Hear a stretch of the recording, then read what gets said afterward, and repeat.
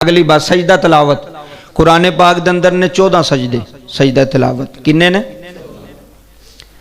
سجدہ تلاوت جدو ہوندی ہے تانوں پتہ جو تراویاں پڑھیاں جاندیاں نے امام نماز دے وچ ہی دس دیندا کہ سجدہ تلاوت ہونا ہے او تے نال ہی امام دے نال سجدہ ہو جاندا ہے. اگر تسی قرآن پڑھ رہے ہو ویسے کلیاں بیٹھ کے تے کٹھے تسی سجدے بھی کر سکدے ہو کوئی حرج نہیں. مثلا پورا قرآن پاک پڑھ کے تسی کٹھے سجدے کر لو.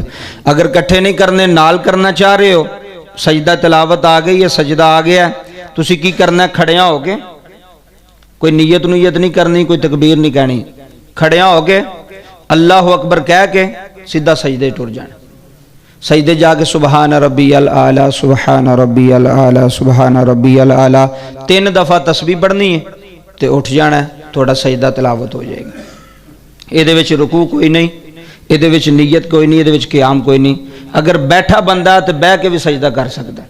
اگر وہ نہیں کھلوتا بیٹھا ہے سجدہ تلاوت آ گئی ہے وہ بہ کے انہیں اللہ اکبر کیا سجدے ٹور گیا 3 بار تسبیح پڑھی کھڑا ہو گیا پھر بہ گیا وہ سجدہ تلاوت ہو جائے گا.